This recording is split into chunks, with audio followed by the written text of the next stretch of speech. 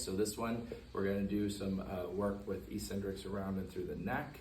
So we can go any different ways. There's many muscles around there. So we'll go simple first. So I can do forward here. I can go forward. So when you do forward though, you wanna think about like tucking your chin more. So you're kind of like turning your head like this, not just jetting it out. You can do that too, but just be aware these muscles in here are really important, these deep cervical flexors. So I'm gonna go here. You generally want to put resistance against a more sturdy part of your head. Try not to put it on your jaw too much because that can be a little less steady and you can cause pain or discomfort, especially if you have TMJ issues.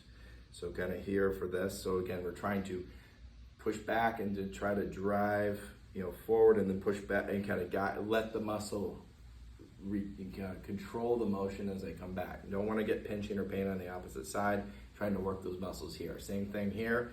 Those suboccipitals and those extensor muscles of the neck up here by the skull really tight can drive a lot of headaches and things. So I can use both hands if that's comfortable, or just one hand reaching back over if you have a bad arm or shoulder. This might be more comfortable. I'm not pulling real hard, by the way. I'm not trying to rip my head off. Just enough to give feedback and tension, so I can again kind of guide into the tuck and then kind of roll it back to shorten it and try to guide it to lengthen it. We can do the same thing with side bending. Just be careful, same thing. This is going to lengthen the muscles of the side.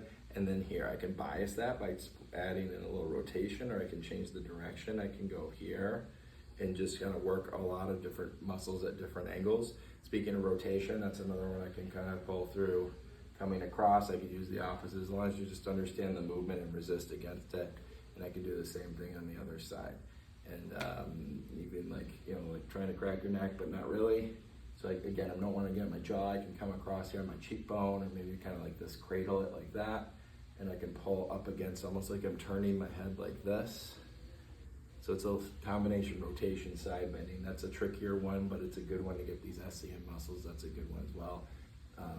The scalenes in here, that can be done with breath, more so than all the other ones. I mean, breath is an important part of that. So I can exhale as I elongate, so I can put tension. Breathe in as you shorten, exhale, and gently as you allow it against your own tension. You're not just cranking or holding your head.